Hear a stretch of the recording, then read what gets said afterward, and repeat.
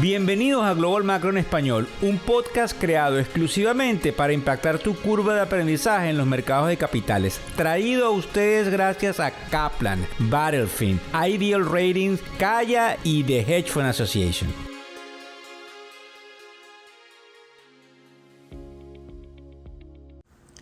Hola, ¿cómo están? ¿Cómo les va? Hoy es viernes 28 de julio del año 2023. Fuimos víctimas de nuevamente, porque ya es la segunda vez que nos pasa en un periodo de un año, de un ataque cibernético. La gran noticia es que lo pudimos subsanar y estamos de nuevo completamente al aire, así que van a estar viendo nuestros servicios con la misma consistencia como los hemos venido trayendo. Recuerden que se pueden inscribir en factoreseconómicos.com. Tres cosas pasando antes de pasar a las noticias, a lo que sucede con la Reserva Federal. Fíjense bien, como saben, subimos tasa el día miércoles de esta semana, miércoles 26, y los miembros del comité, así como los miembros de los mandos medios, no estarían, esto es un rumor, teniendo un pronóstico recesivo en el mediano plazo, e inclusive, también desde el punto de vista positivo, a raíz de que las tasas se ubican por encima del 5%, digamos las tasas de interés de referencia que tiene la Reserva Federal, podríamos ver recortes antes de que inclusive la inflación pudiese caer al 2%, algo sumamente positivo, y como ustedes saben, los mercados han venido subiendo considerablemente durante las últimas jornadas. Ahora bien, el mercado en estos niveles parece estar costoso, así que cualquier noticia negativa pudiese hacer que existiese una venta en el mismo, y obviamente el dilema fundamental es si lo debiésemos volver a comprar y cuándo. También hay un aspecto positivo sucediendo en el sector macroeconómico, como es la caída, oigan bien, de las tarifas aéreas. Ya ustedes saben el lema que siempre tenemos en la tribuna: buenas noches, buenas tardes o buenos días, dependiendo indudablemente de dónde nos estás escuchando. Hoy vamos a hablar de los edificios de oficinas, vamos a hablar de las acciones de la compañía Disney y vamos a hablar del Venture Capital de referencia, así como por ejemplo Blackstone es una de las compañías más importantes en Private Equity.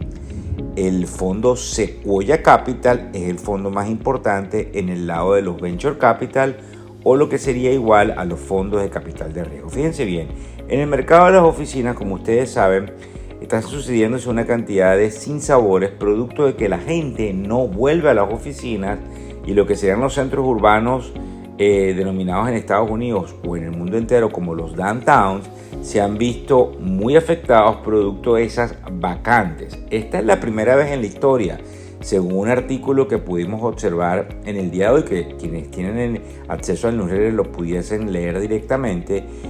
Se observa una contracción en el número de oficinas creadas anualmente, y es la primera vez que vemos una merma importante en una cantidad de millones de pies cuadrados.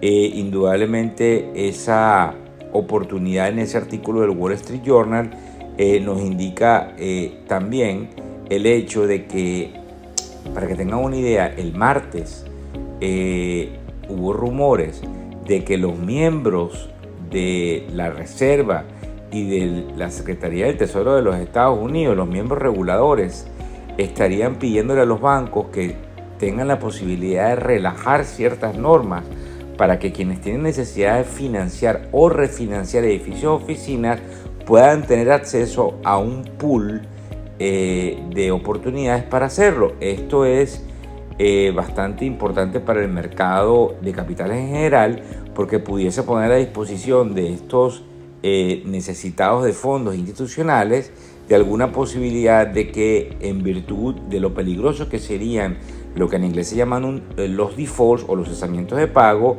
hayan la posibilidad de que los bancos tengan acceso a ciertas ventanas de crédito que les otorgue el Banco Central. Fíjense bien, hay una compañía que se llama KKR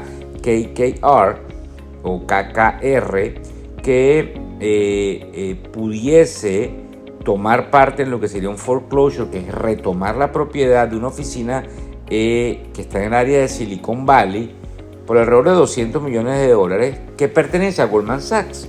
Es importante porque hay varias compañías importantes teniendo, dentro de sus libros edificios, oficinas que sencillamente se niegan a pagarlo. ¿Por qué nos importa?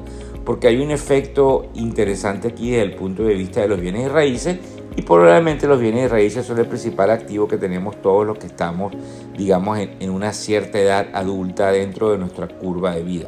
En el caso de las acciones de Disney hay un artículo interesante en el portal de noticias Barron's, que por lo general hace anuncios los fines de semana, pero que trae a colación el hecho de que las acciones han caído un 60% desde 2021 y que el presidente de la compañía, Robert Iger, dice que está dispuesto a hacer lo que sea necesario para que esas acciones o que la compañía en general retorne a un sitial de honor.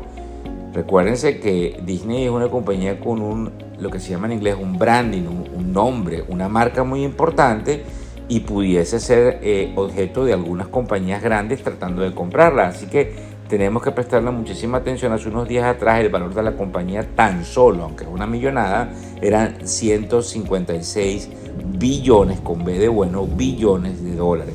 Nos importa porque indudablemente estas movilizaciones son interesantes dentro del mercado de capitales, máxime cuando, como les digo, todos conocemos las ramificaciones que tiene Disney World. Otra de las cosas importantes antes de pasar a lo que serían los mercados es el hecho de que hay un artículo que también sale en los medios de comunicación el día de hoy que nos habla de que la compañía, como les decía al principio, de Venture Capital más importante del mundo, que en este caso es Sequoia Capital, tiene a todos atónitos, pues ha recortado el fondo o uno de los fondos que invierte directamente en el espacio de los criptos.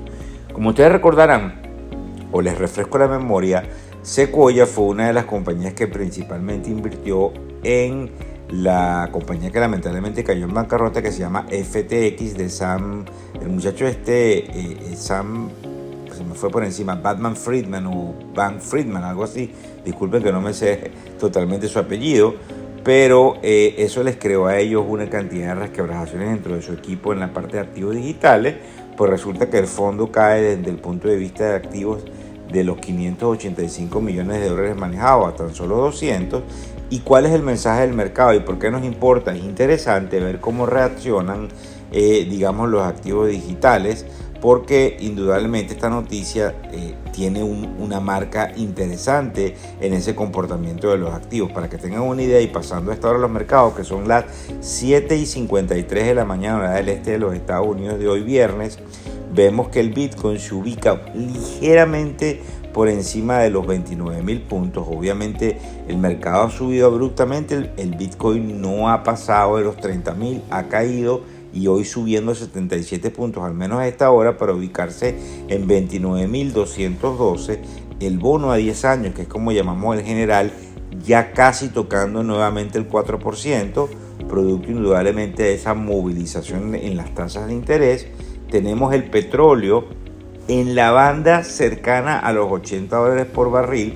Si ponen, en el caso de los Estados Unidos, me imagino que en otros países donde nos estén escuchando, porque es un activo muy volátil, si ponen gasolinas en sus carros, se van a dar cuenta que el petróleo ha subido y por ende la gasolina.